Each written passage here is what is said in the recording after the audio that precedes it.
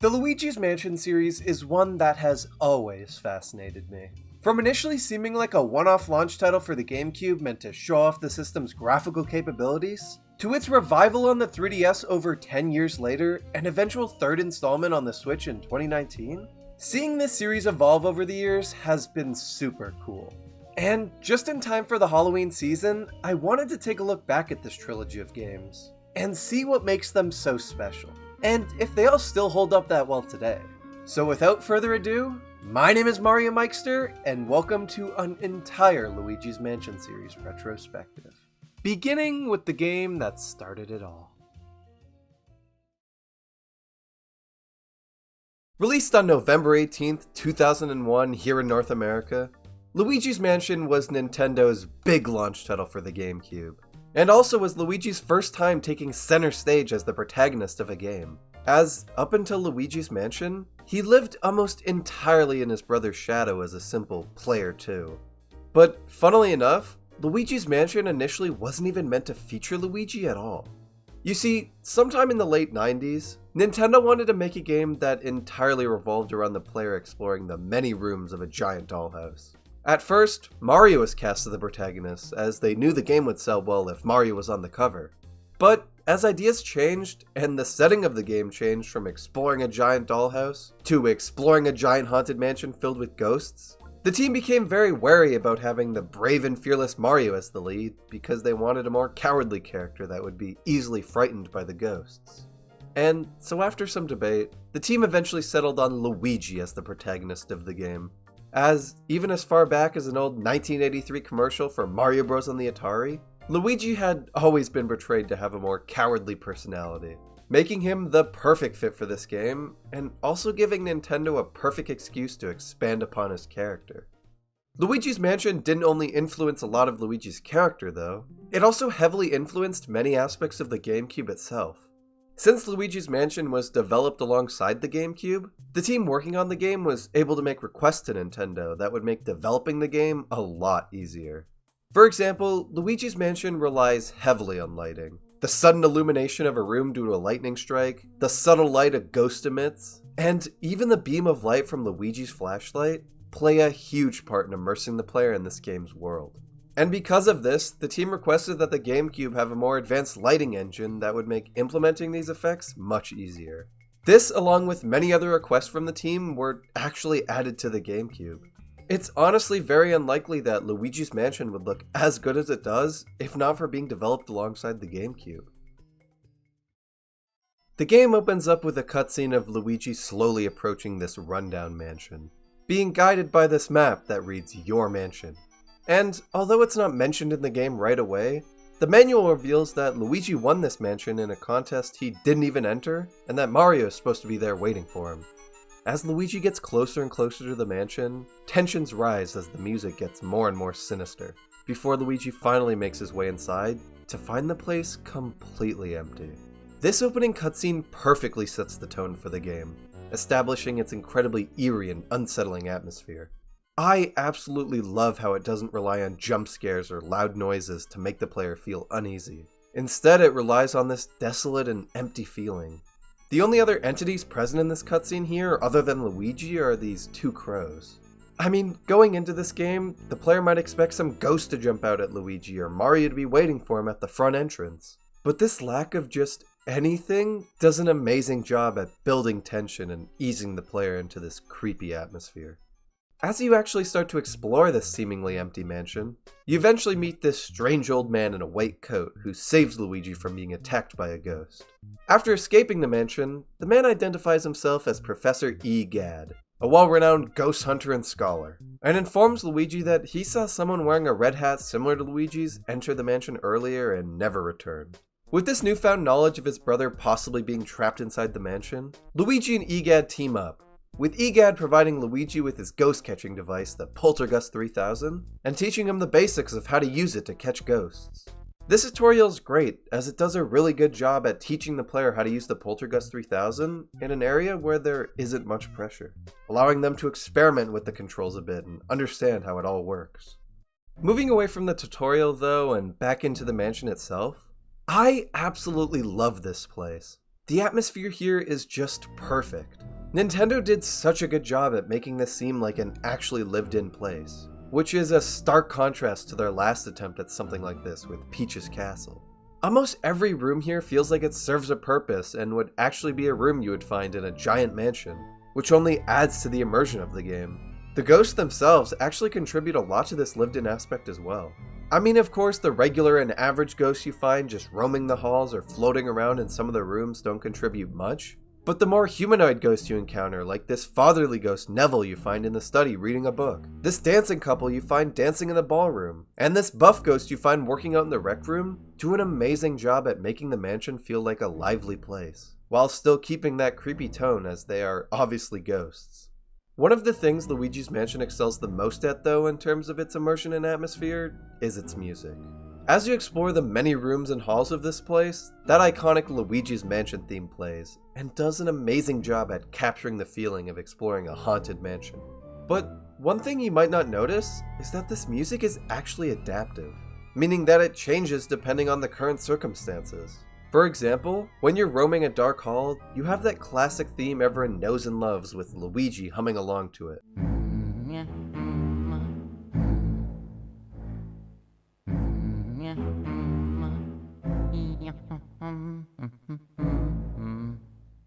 But when you're in a room that you've completed and the lights are on, the theme will change to a more calm, whistling rendition of that theme.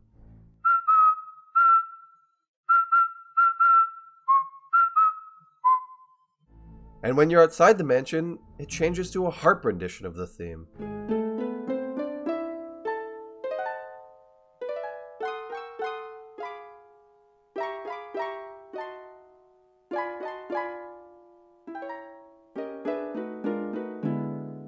This is such an amazing use of the game's main theme, and it's a great way to convey the tone of wherever you are in the mansion. But the adaptiveness of this game's music doesn't just stop there. The music that plays when you're roaming one of the mansion's many dark halls is actually dependent on Luigi's current health. While you're at or around full HP, Luigi's humming and the orchestral track accompanying him sound normal. But after Luigi's lost some health, the track slows down a bit, with Luigi occasionally missing some notes and his voice cracking frequently.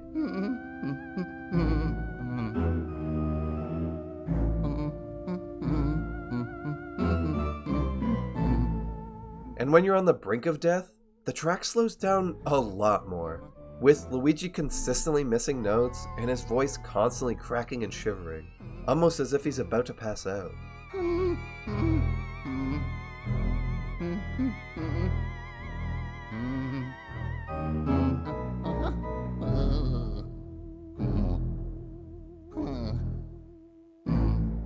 This is an absolutely genius way to convey Luigi's fear.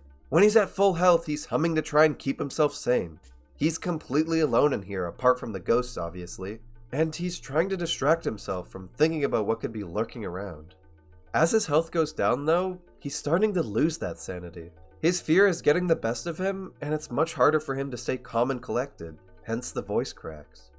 Overall, the audio design of Luigi's Mansion is easily some of the best in any Nintendo game. The adaptiveness of the music, the subtle sound effects, and the outstanding voice work Charles Martinet does as Luigi here is something I will always love about this game. Speaking of Luigi himself though, I absolutely love how expressive and observant he is in this game. I mean, of course you have the iconic screaming pose he does when he gets scared by a ghost, but you also have things like the little dance he does when he beats a boss or gets a key. Lifelike animations like this make Luigi feel more human and make him someone the player can relate to. And while something like this may not seem that charming now, you have to remember that animations like this simply weren't possible for Nintendo before the GameCube. So it was really cool to see just how much more lively Nintendo characters could be now with the GameCube's upgraded graphical capabilities. In terms of his observance though, I absolutely love the commentary Luigi has on certain objects when you scan them with the Game Boy Horror. His little comments on the paintings and various antiques spread around the mansion were an absolutely unnecessary addition, but is something that just fleshes out Luigi's character a bit more and gives you some insight on his thoughts. And I mean, speaking of insight on Luigi's thoughts, you can't forget the button that is almost entirely dedicated to just calling out Mario's name. Mario! Moving on to easily the most important aspect of any video game, we have the gameplay itself. The gameplay of Luigi's Mansion centers around exploring the many rooms of the mansion, solving puzzles, and catching ghosts while you try to track down the evil King Boo who's captured Mario in a painting. Now, Luigi's Mansion features two main types of ghosts. You got your regular run-of-the-mill ghosts who are relatively easy to defeat and mostly just slow Luigi down, and then you got the portrait ghosts. The portrait ghosts are ghosts who EGAD had once captured and displayed on portraits, but due to the emergence of King Boo, all these portrait ghosts were freed from their painting prisons and now inhabit the many rooms of the mansion. These portrait ghosts are much more difficult to capture than regular ghosts, and some of them even have full-on boss fights associated with them that the player must tackle in order to defeat them. These boss fights, and just catching ghosts in general, are a lot of fun due to how good the controls are in this game. There definitely are times where the controls do feel a bit finicky, but overall I didn't really have any major issues with them. But catching ghosts and solving puzzles isn't the only thing you do in Luigi's Mansion. While you're exploring the place, you'll often come across coins, bills, gold bars, pearls, and sometimes even diamonds. Collecting these valuables isn't at all required to beat the game, but is something that just brings the whole experience together. You see, when this game came out, it was heavily praised for its atmosphere, sound design, and just overall aesthetic. However, one thing a lot of people criticized the game for was its length. Luigi's Mansion is an incredibly short experience, clocking in around 5 to 6 hours overall. But one thing many critics didn't understand about the game was that its short runtime was actually intended. I mean, Luigi's Mansion on its own is no doubt a pretty fun time, but it's its replayability that makes the experience feel a lot more complete. You see, after you beat the game, all the treasure you collected overall is tallied up and you're given a final gold count. This final gold count determines what rank you'll get, and determines how nice your custom mansion will be. This rank you get at the end is very arcade-ish. The game actively encourages you to go back and replay it if you get a bad score, as not only do you get a sad little jingle signifying you could do much better, your save file also just simply gets deleted after you beat the game. The highest rank you can achieve here is an A rank, and achieving this rank is not easy. On your first playthrough of the game, even if you think you're collecting pretty much all the gold you can, you'll most likely end up with an E or F rank due to how well hidden a lot of the gold is. The mansion has tons of secret rooms, secret objectives, and even some secret portrait ghosts that contribute a lot to your overall gold count. And if replaying the game for a higher score doesn't appeal to you, Luigi's Mansion also has a hidden mansion mode you unlock after beating the game for the first time. This hidden mansion mode differs a lot in new editions based on what version of the game you're playing. The Japanese and North American releases of the game just make the ghosts deal more damage but have the poltergust suck them up faster, while the European and Australian releases of the game completely mirror the entire mansion, make the bosses more difficult, offer less ways to gain health, the list goes on.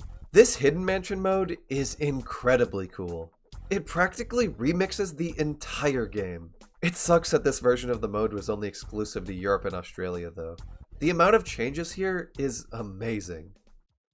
Moving away from the gameplay of Luigi's Mansion though, this game has fostered tons of dark theories and creepypastas surrounding it, due to not only the generally creepy nature of the game, but also certain elements about it that players have found interesting.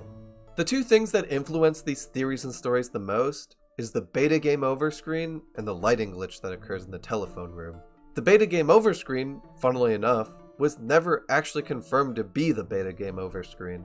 You see, Luigi's Mansion was first revealed to the public as a tech demo for the GameCube at Space World 2000.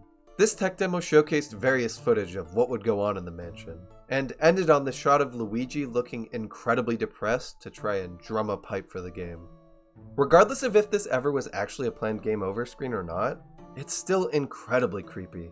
The infamous telephone room lighting glitch is a glitch that occurs when Luigi is standing in a specific spot in the telephone room. While standing in the spot when there's a lightning strike outside, Luigi's shadow will look as if he's suspended from the ceiling. This is an incredibly unsettling lighting glitch that many people around the time of this game's release actually thought was intended. I think it's so cool that people have taken it upon themselves to theorize and write stories surrounding these two creepy elements, because it just keeps talk surrounding the game alive and has made it everlasting in a sense. Dark theories aside though, the last major thing I want to talk about here is the final boss fight. After exploring just about every room of the mansion, defeating every boss, and capturing 40 of the 50 boosts scattered around the place, you'll be able to make your way into the secret altar room. Inside this room lies Mario trapped in a painting, and the main antagonist of the game, King Boo. Upon noticing Luigi has entered the room, King Boo will suck him into a Bowser painting and transport him into the final boss area. This boss fight takes place on what seems to be the roof of the mansion, and as you face off against King Boo in a giant Bowser suit. I honestly don't really like this final fight. For starters, I think it's honestly really lame that you're just essentially fighting Bowser here, with King Boo only coming out so you can drain his health. Bowser is supposed to be Mario's arch-nemesis, and throughout the entire game they're setting up King Boo to be Luigi's arch-nemesis, so I feel like it would have been way cooler if you just fought King Boo himself, rather than King Boo in a Bowser suit. In terms of the actual fight itself, the idea is fine. You're supposed to avoid Bowser's attacks and shoot these explosive spike balls at him to cause the Bowser suit's head to come off and King Boo to come flying out of it. But in execution, this fight has a lot of issues, with the biggest being that actually hitting Bowser with the spike balls is stupidly difficult. You can only hit him in the head, and half the time I thought I had hit him, the ball would either pass right through him or just disappear. After some time, you do get used to the fight's jankiness, but that doesn't relieve it of its issues. Regardless of this fight's problems though, after knocking the Bowser suit's head off enough times, you're finally able to defeat King Boo and save Mario, bringing a bittersweet end to the game.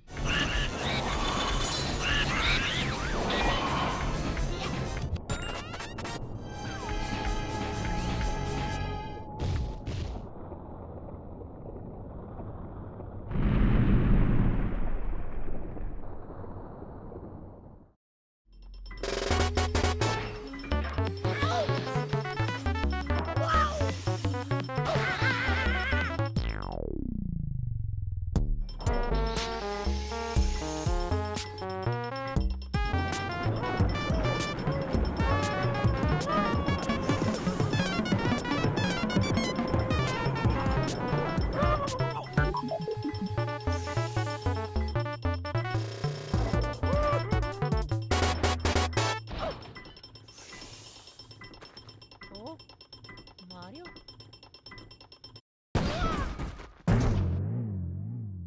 Mamma mia. Oh, oh,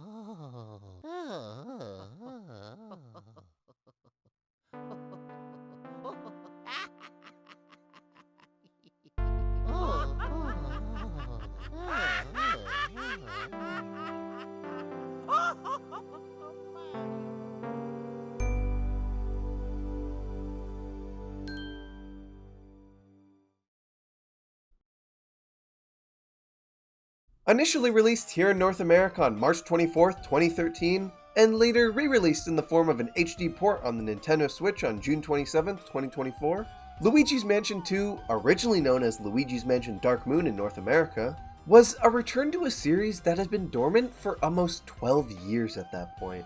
I mean, when Luigi's Mansion 1 launched with the GameCube all the way back in 2001, people didn't really expect a sequel. The game released to okay reviews from critics and sold a decent amount considering the console it was on, but the whole thing seemed like a one and done deal. However, behind the scenes at Nintendo, things were pretty different. First off, during the game's development, and even shortly after, director Hideki Kono continuously floated the idea of having a glasses-free 3D mode for the game, as the GameCube was originally planned to have glasses-free 3D capability, with Kono even revisiting the GameCube's hardware after it was released to create a 3D prototype demo of Luigi's Mansion. However, at the time, this glasses-free 3D was far too expensive for Nintendo, and would have practically doubled the price of the console. Regardless of Kono's failed Luigi's Mansion 3D project though, the idea of a Luigi's Mansion sequel was constantly thrown around, specifically due to the Poltergust, which a lot of people at Nintendo thought was super fun to use, and allowed for really cool and creative puzzle design. However, each time this idea was brought up, it wouldn't get anywhere. That was until Nintendo started work on the successor to the extremely popular DS. With this new console, Nintendo realized they could finally integrate the glasses-free 3D they had dreamed about with the GameCube. And because of this, also realized it was finally time for that Luigi's Mansion sequel they'd been wanting to make for quite a while. So, shortly after official work started on the 3DS in 2009, Nintendo reached out to Canadian developer Next Level Games. who had previously worked on the Mario Strikers games and Punch-Out for the Wii. And according to an Iwata Asks interview, surprised them with the idea that they would be making Luigi's Mansion 2. With the whole studio being shocked, but really excited to work on the project. Therefore beginning its just over 3-year development time, spanning from mid-2009 to late 2012, and kicking off the Year of Luigi celebrations with its release in 2013. Upon opening the game for the first time, you're greeted to this cutscene of Professor Egad from the first game working on something, with a ghost behind him who seems to be sneaking up on him, but is actually just saying hi. Before it's revealed that Egad has a whole array of friendly ghosts helping him out in this lab. Unfortunately though, the friendly demeanor these ghosts carry doesn't last for long, as we see King Boo heading toward the dark moon in the sky and shattering it into pieces, causing the once calm ghost to suddenly become aggressive and start lashing out, absolutely destroying the lab, with Egad hightailing it out of there. After that, we then fade into a shot outside of Luigi's house, which is actually the D-rank mansion from Luigi's 1. I guess confirming the canon rank ending of that game. Inside the house, we see Luigi sound asleep in front of the TV, before it suddenly turns to static, slowly awaking him and causing him to approach the glitching TV. A scene oddly reminiscent of an iconic scene from the film Poltergeist, which this cutscene is clearly referencing, before Egad shows up on the TV, begging for Luigi's help with the ghost's outbreak. Before, without Luigi's permission, begins sucking him into the TV with his new invention, the Pixelator, and dragging him to his underground lab, forcing him to set out after the Poltergust 5000, so that Luigi can start catching ghosts and find all the pieces of the shattered Dark Moon. This opening is pretty cool actually. I love the Poltergeist reference with Luigi approaching the TV, and the concept of the Dark Moon keeping the ghosts in line, and the goal of the game being to repair the moon is a great way to switch things up instead of just having Mario be kidnapped again. But we'll return to that later. Overall, a great way to set up the game. Apart from Mario not being the driving point of the initial story, the game also has two big differences gameplay-wise from its GameCube predecessor. And that's the mission-based structure of the game, and the fact that there are multiple mansions you explore instead of just one. The mission-based structure of the game is almost immediately apparent as soon as the opening cutscenes end, as Egad sends you on your first mission, A-1 Poltergust 5000, outlining the world and level structure the missions have in this game. This structure is already an incredibly big departure from the first game, as Luigi's Mansion 1 just kinda threw you in the mansion, and only really pulled you out after you completed a major objective like defeating the boss of that area. This kind of structure 2 goes for can really be a double-edged sword in a lot of ways. On one hand, the missions allow you to endlessly replay certain sections of the game instead of having to create a new save file and get to that specific area you wanted to play again. And also lets you be able to speedrun each mission individually and go for the fastest time possible to get a higher ranking. But on the other hand, it can really pull you out of the game, physically and figuratively. On the physical side, you are genuinely constantly being pulled out of the mission and put back in, making it annoying if you planned on exploring a certain area but were pulled out and have to trek all the way back there. And on the figuratively side, this can really affect immersion, as it doesn't feel like you're exploring the mansion on your own terms. Rather, exploring it the way the game wants you to, which can be super annoying and really takes away a lot of what people enjoyed about the first game. And on the topic of immersion, along with the annoying amount of times you're pulled out of the mansion by Egad, he also calls you constantly on this game's Game Boy horror equivalent, the dual screen. And while the ringtone that plays when he calls you is a banger, it's not very fun to consistently be bothered by this bald old man, telling you things you most likely already know or would have been more fun to figure out on your own. This calling issue does get better in the later parts of the game, but especially at the beginning in Gloomy Manor, it feels like he stops you after each new step you take to tell you what you need to do next. I mean, at this point, if he wants you to do each thing in his specific way, he should get his old bald ass out of the lab and go do it himself. Jokes aside though, while I do get annoyed by Egad's constant interruption at the beginning, Gloomy Manor is a fantastic way to start the game. As soon as you're zapped outside the manor on your first mission to get the Poltergust, it immediately gives those classic Luigi's Mansion 1 vibes as you make your way through the front yard to the door. I really like how while Luigi's Mansion 1 wants to be different than the first and explore a lot of different themes through its different locations, it still starts everything off familiar to what fans of the first game would expect, before becoming something completely unique and different later on. To this day, Gloomy Manor is still one of my favorite locations in the series. I feel it combines that classic Luigi's Mansion mansion vibe with the new cartoony art style that 2 brought to the series, and is a great merge of the 2 different atmospheres. And the music here does a stellar job at getting this point across. It has that classic Luigi's Mansion spooky vibe, but not in a creepy way like the first game's music did, instead in a more lighthearted way. This isn't the music I'd imagine would play in a super scary haunted house designed to creep you out and have you on edge. Rather, the music I'd imagine playing in a Scooby-Doo-esque haunted house. And the absolutely downright goofy traps the ghosts have in this house, like the stairs disappearing causing Luigi to slide all the way down flat on his face, furthers that sentiment as well. And speaking of the goofy traps the ghost plays throughout the mansions, I really want to touch on how outstanding of a job this game does at bringing the characters to life. Luigi's Mansion 1 was a great game, but it didn't do all that much in the cutscene and animation department, and that was perfectly fine at the time. However, with Luigi's Mansion 2, the team really took this game's animations and cutscenes to the next level. Get it? Because they're called next level games. The way Luigi is brought to life in this game is remarkable and brings the biggest smile to my face. From Luigi blinding himself with the flashlight while trying to check out the new upgrade he got, to waving to himself and laughing as he tests out a portal with his hand, it's also full of life and charm and really is a super cute and super great way to celebrate his character.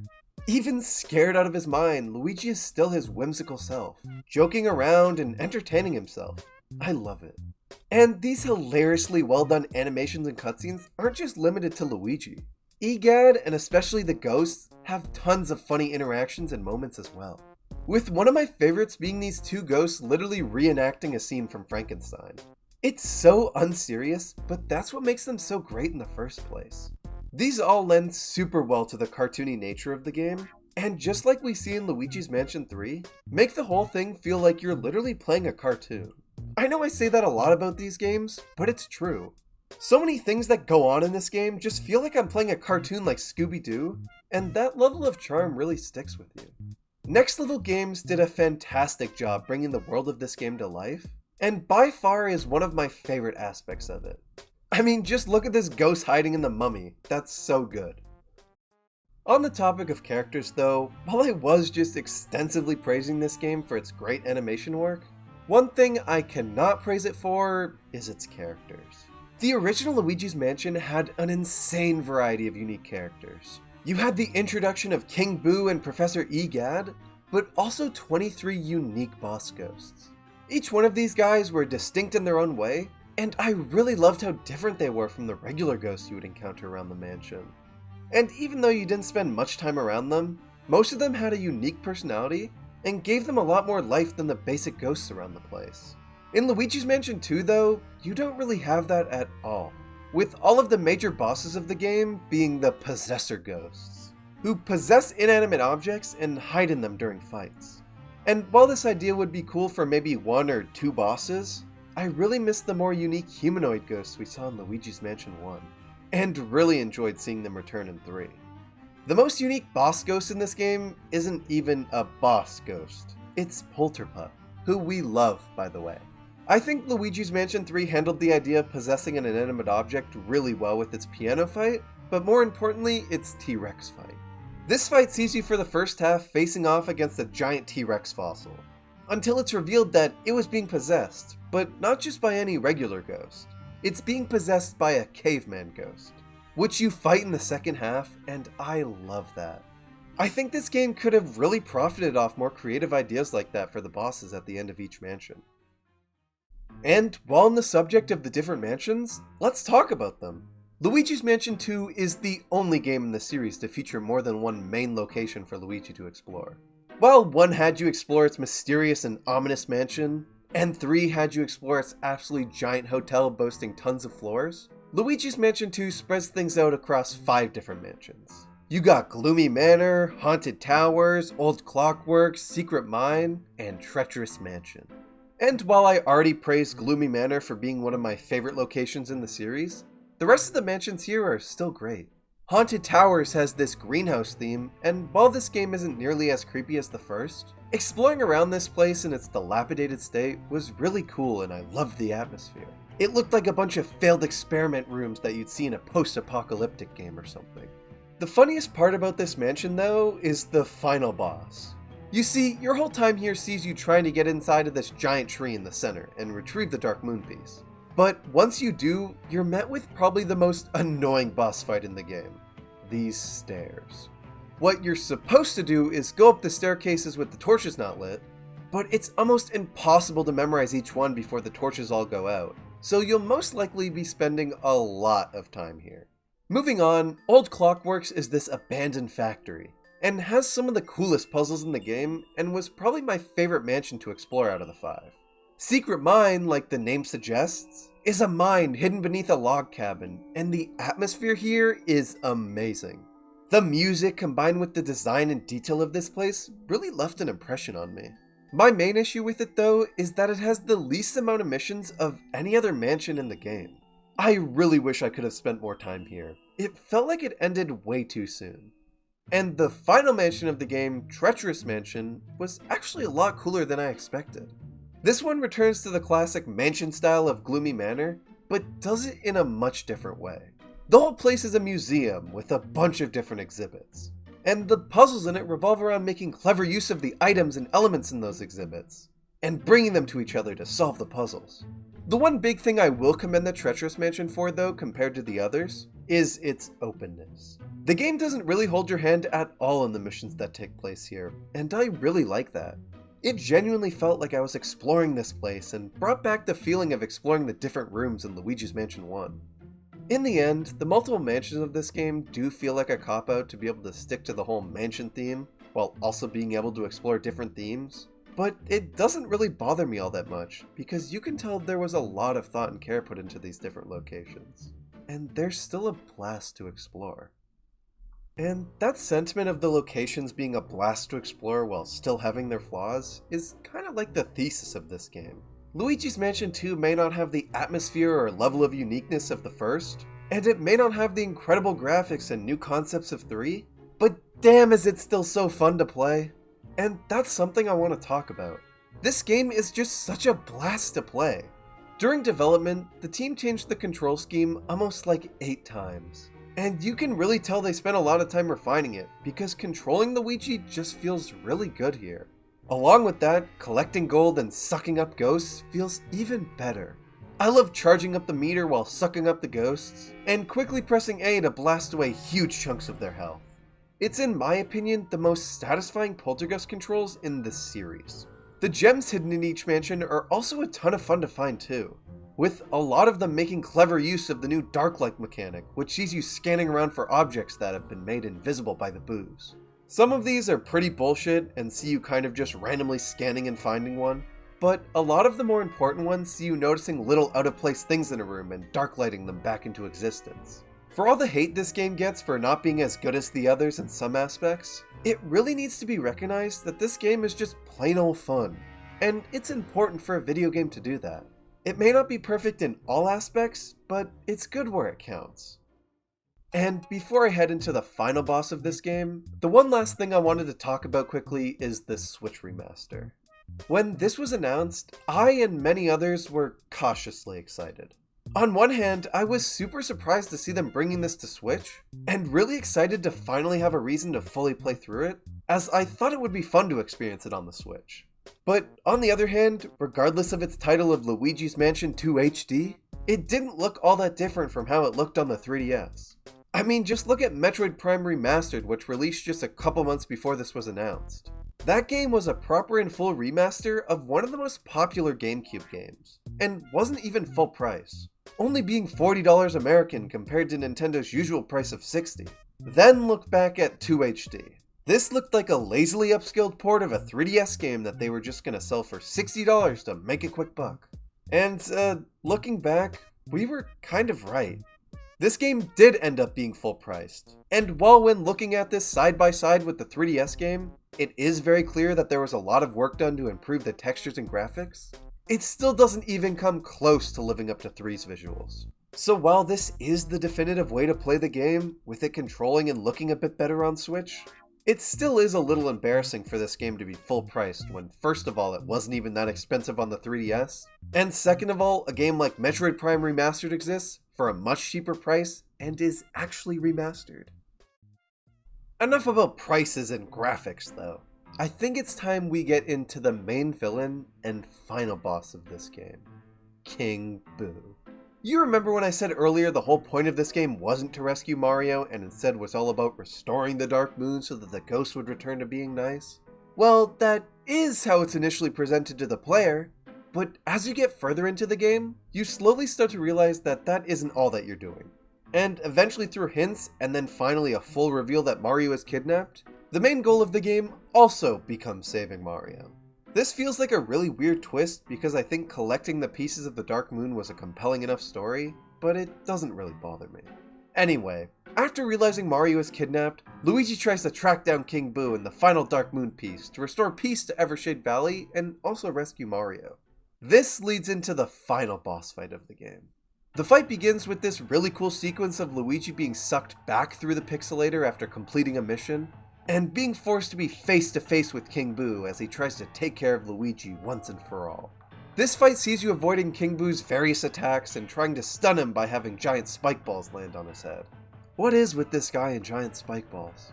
Anyway, after each time of successfully stunning King Boo and draining his health, you're brought into these really cool chase sequences where you have to act super quickly on your feet in order to avoid getting hit by him rolling towards you in King Ball form. This fight is honestly super cool, and I vastly prefer it over 1's final fight. There are so many cool ideas here, and it's not too hard that it becomes annoying, but also not too easy where I feel bored. It's just the right amount of difficulty in my opinion.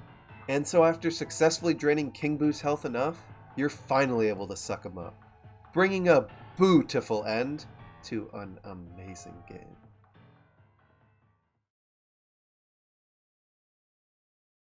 Released worldwide on October 31st, 2019, Luigi's Mansion 3 is the third entry in the Luigi's Mansion series. No, really? The team behind the development of this entry was none other than Next Level Games, the same team responsible for Luigi's Mansion Dark Moon on the 3DS and every Mario Strikers game. And despite releasing over 2 years into the Switch's lifespan, Luigi's Mansion 3 actually started out as a Wii U game, implying that the game began development well before the Switch's release in March of 2017. With a lot of the main concepts and ideas seen in the final game, including the setting of the hotel, already being planned when this was supposed to be on the Wii U. I imagine this game was delayed to the Switch because Next Level Games either didn't have enough time to finish it before the Wii U's era was over, or Nintendo was just not okay with having a game like this be trapped on one of their worst selling consoles to date.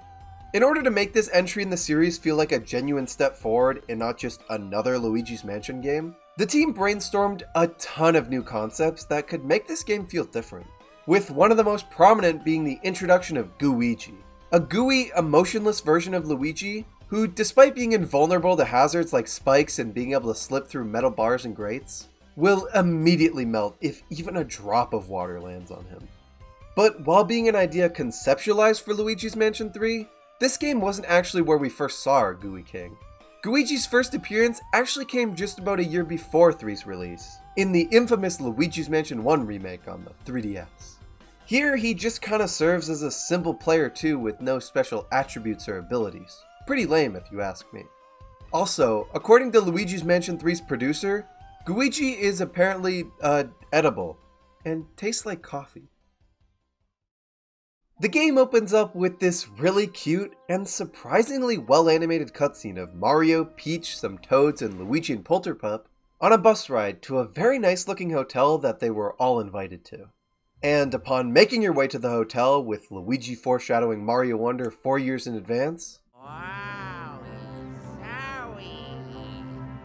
and entering the hotel, you gain control of Luigi. And while everything here looks nice, it's pretty obvious something's up with all the staff and their, not so convincing disguises. Regardless of that though, the little interactions you can have with the characters while walking around here are so cute.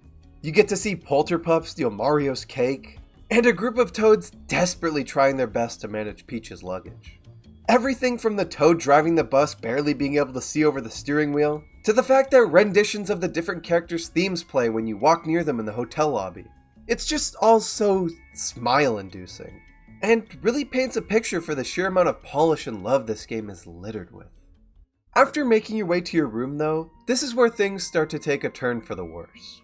Once you're done exploring your room and make your way into bed, Luigi instantly falls asleep upon literally 1 second of attempting to read a book, and a few hours later is quickly awoken by the sound of Peach screaming.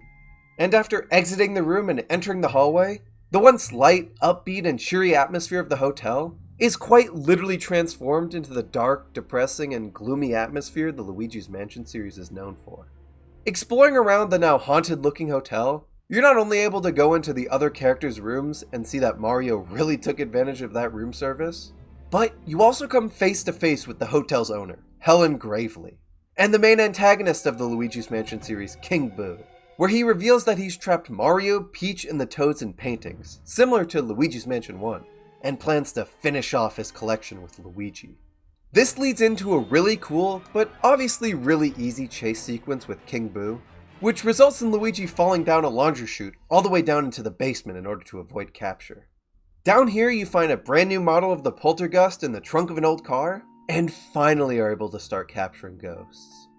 This whole opening does a stellar job at not only introducing how the game feels control-wise, and the main premise of it with the hotel and the game's story, but also at establishing the cartoony horror vibe it goes for.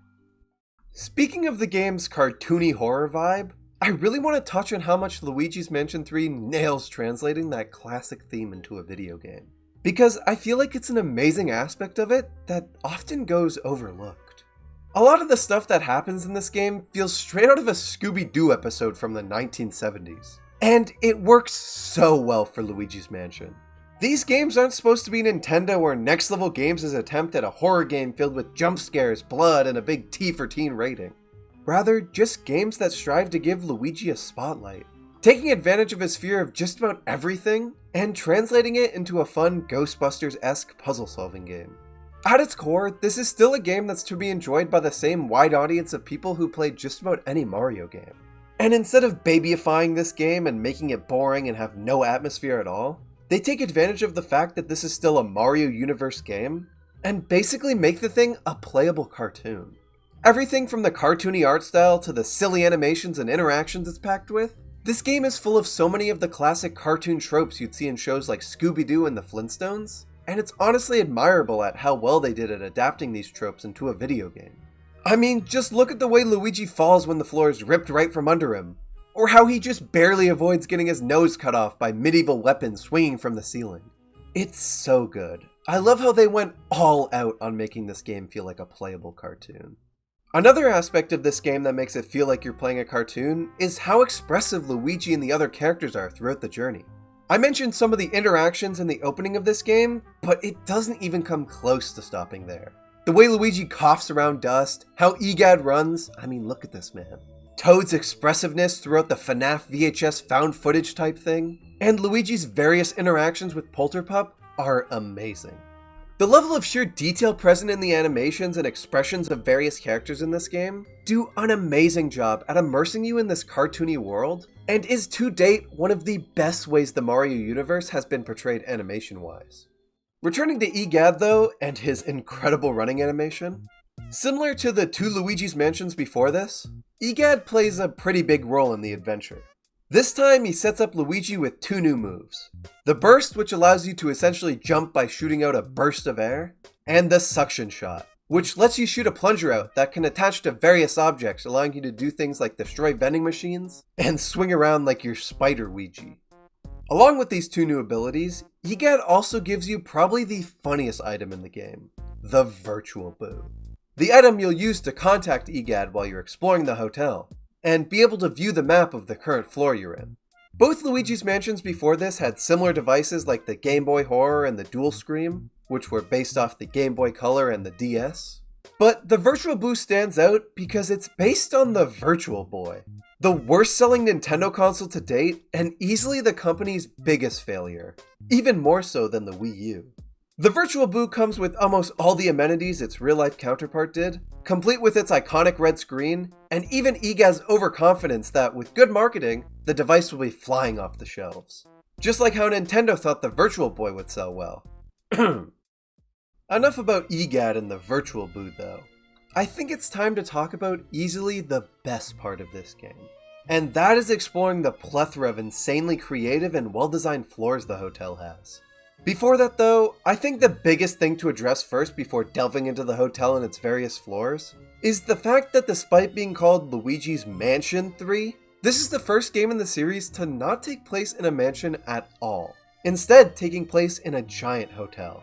And while being super ironic because of the series' name, having this game take place in a hotel was one of the coolest things they could have done.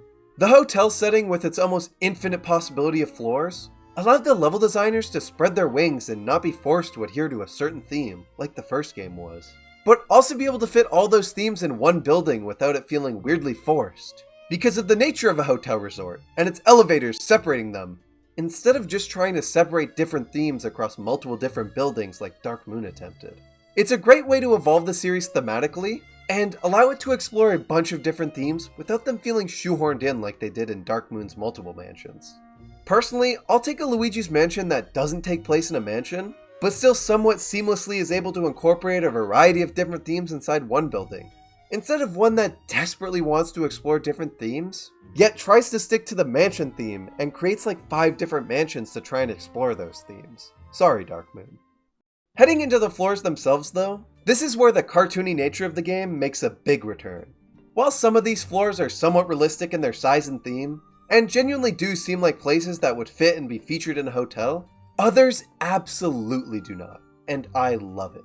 Some of these floors are so insane in what they do that half the time I forget I'm even in a hotel, and again, feel like something straight out of a cartoon. I mean, just look at the tomb suites on the 10th floor. This place not only features an entire mini desert complete with a giant pyramid in the center, the pyramid itself houses an entire labyrinth of rooms below it, featuring literal death traps.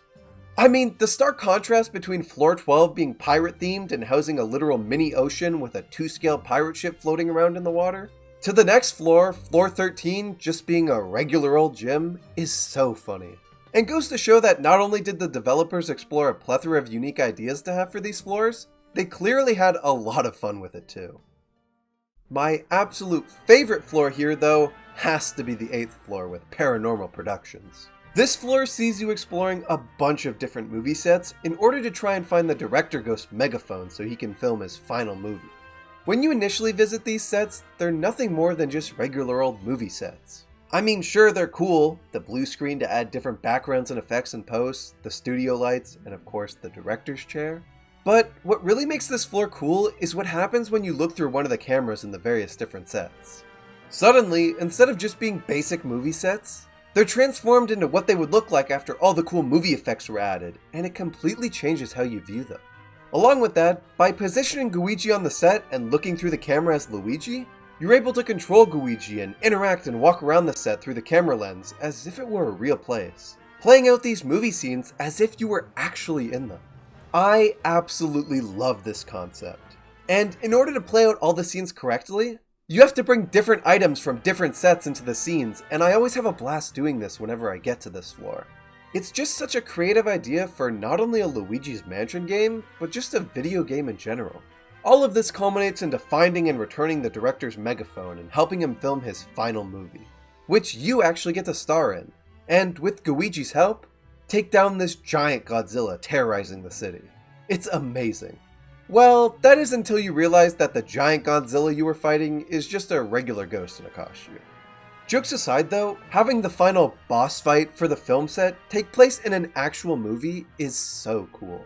And is just another way this game constantly shakes up its formula. But the insane amount of creativity present in these floors doesn't just stop with the floor themes themselves. Like I was just talking about with Paranormal Productions, the unique boss fights each floor holds and the boss ghosts themselves are so cool. Boss ghosts have always been incredible in Luigi's Mansion games, but here they're even better because of the unique and different themes each floor has.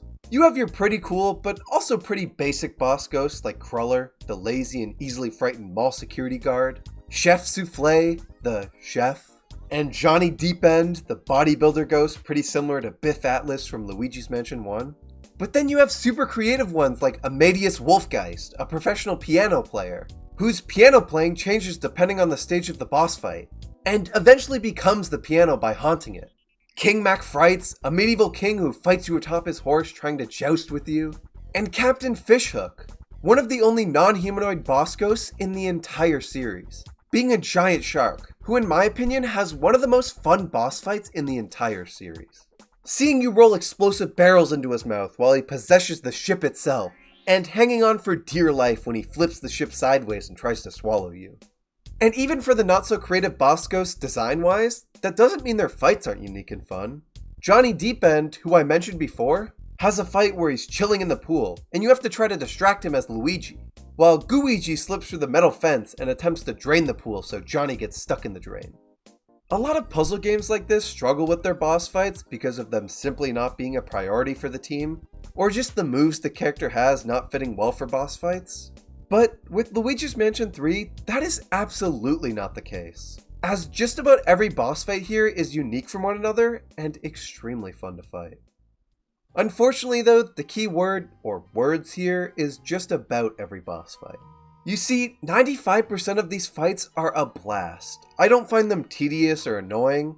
They're super well designed fights against mostly super well designed ghosts. But the 5% that I don't find a blast, and honestly kind of despise, are the Polterkitty fights. And yes, I mean fights plural. Conceptually, Polterkitty and their fights sound cool enough. It's a cat version of Polterpup that is a pet of the hotel's owner Helen Gravely, that she sends out after Luigi in order to halt his progress in reaching her and King Boo. Polterkitty does this by sometimes stealing the elevator button you've just gotten from defeating a boss as you're about to push it and go to that floor. After that, you have to scour the floor below you and look for Polterkitty and fight it. Sounds okay enough, right? Well, the issue here comes with the fact that you have to do this 3 times per encounter. 3 times you have to nearly beat it, have it run off to the floor below the one you're on, and fight it again until finally getting the button back. Every time I put in an elevator button and see that evil cat appear, I let out the biggest sigh imaginable because I know the next 10 to 20 minutes of my life are going to be pure Polter hell. I think Polterkitty could have worked a lot better if this only happened like once, and you didn't have to chase it down multiple floors. It's just kinda unnecessary backtracking and wastes a ton of time.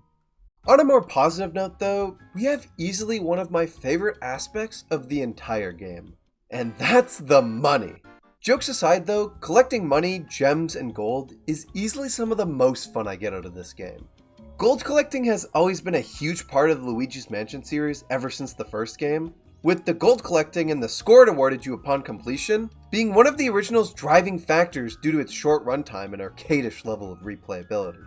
Here, collecting gold isn't a driving factor of the game as the arcadish replayability is almost entirely gone because of the game's much longer runtime, but exploring every nook and cranny and trying to get as much as you possibly can is easily the most fun it's ever been for me. Sure, I don't feel compelled to grind the game over and over again to try and get the best final score possible because of, again, the much longer runtime, but every time I return to this game every couple years and replay it, I'm always searching every drawer and closet to see what I can find, and always looking for new secret treasure rooms I hadn't found before. I've played through this game 3 times now since it came out, and I have yet to get the highest final rank possible. But hopefully one day I'll get it. For those who don't care about collecting gold though, and just kinda wanna beat the game, EGAD offers you the EGAD Shopping Network. This cool little shop that lets you buy golden bones that revive you upon death, and scanners that help you more easily locate gems and boos. Speaking of the gems though, searching for these is just as fun as searching for gold. Finding these usually requires you to think outside the box, and a lot of them are honestly pretty rewarding and fit in really well with the floors they're in. I also really like how each floor has a different design for the gems. It's a cool touch. The last thing I want to talk about before we get into King Boo and the final fight is a common complaint this game gets. And that's that it completely abandons one of the main things that made the first game so loved by its fans. And that's the replayability I mentioned earlier.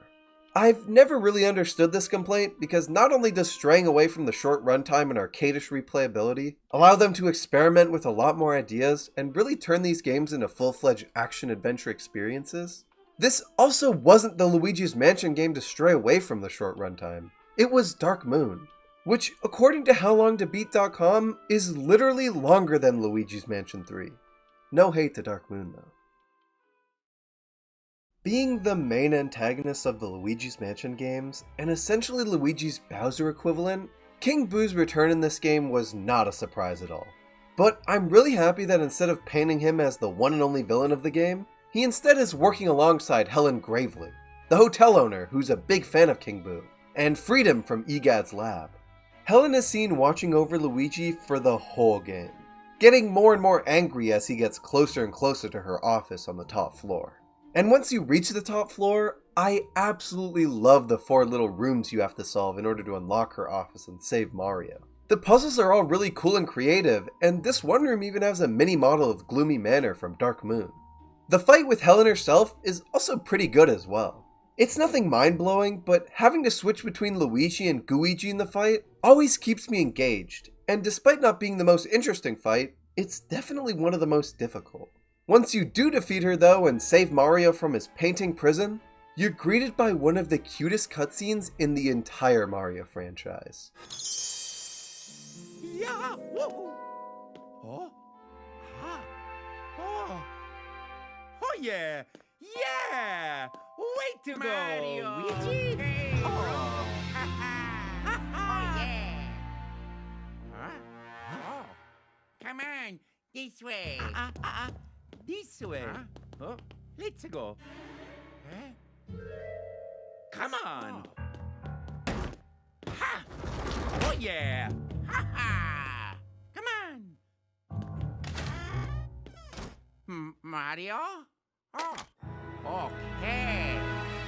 Going back to how I was talking about how animated and expressive the characters are in this game, this cutscene is one of the best examples. Charles Martinet does an incredible job with his voice work here, and it's quite literally impossible to not have a giant smile on your face the entire time while watching this. This continues throughout the entire time you're making your way up to the roof of the building, as Mario effortlessly runs and jumps his way up, happily encouraging his brother to hurry up so they can rescue Peach. Once you make your way to the top and do rescue Peach though, the three's cute reunion is cut short as King Boo appears, trapping everyone except Luigi, yes, even Egad and the Toads in a painting, and leads into the real final battle. This fight is pretty good. It's genuinely pretty difficult because not only are some of King Boo's attacks hard to predict, as you progress into the later stages of the fight, more copies of him appear and the attacks are doubled and then tripled. The setting of this fight is probably my favorite aspect of it though. It takes place on the absolute highest point of the hotel. The arena is illuminated by the bright and beautiful lights in the sky along with the hotel's roof lights. And just the whole vibe of being on a giant skyscraper hundreds of feet off the ground is super cool. It kind of reminds me of 3D World's final fight in some ways.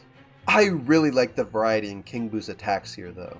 The unpredictability and difficulty of them makes them an actually good challenge that doesn't feel unfair.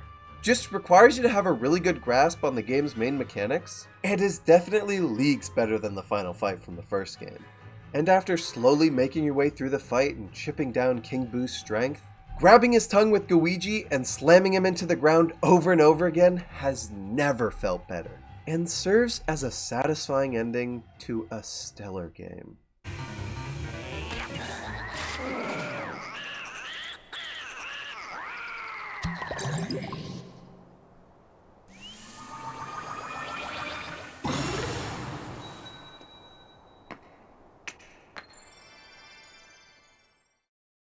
The Luigi's Mansion series is not one that people talk about very often.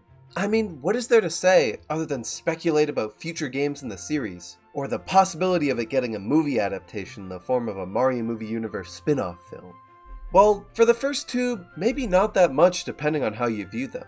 But for the third game, regardless of how you feel about the series, this is a game that deserves to be remembered. For something that could have played it so safe and just stuck Luigi in another mansion trying to save Mario from King Boo again, they shake it up quite a bit and bring in a whole new setting into the mix, that being the hotel, and with the use of amazing animation, transform the entire experience into a playable cartoon.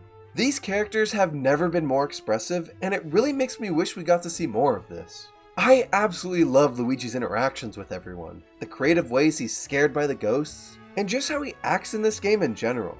Luigi's Mansion 3 pushes the series to be more than it ever was, filling this entry to the brim with more passion, love, and creativity than you see in 90% of AAA games that are released nowadays.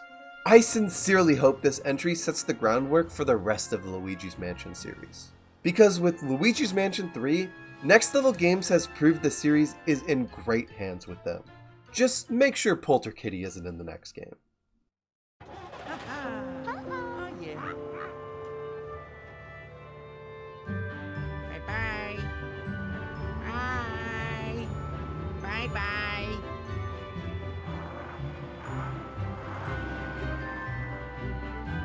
Ha. Yeah. Yeah. Wow. Oh. Oh.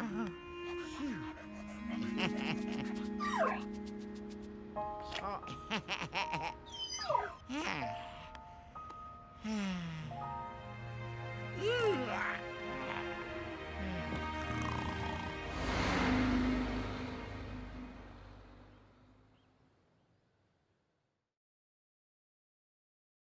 Bye, everybody.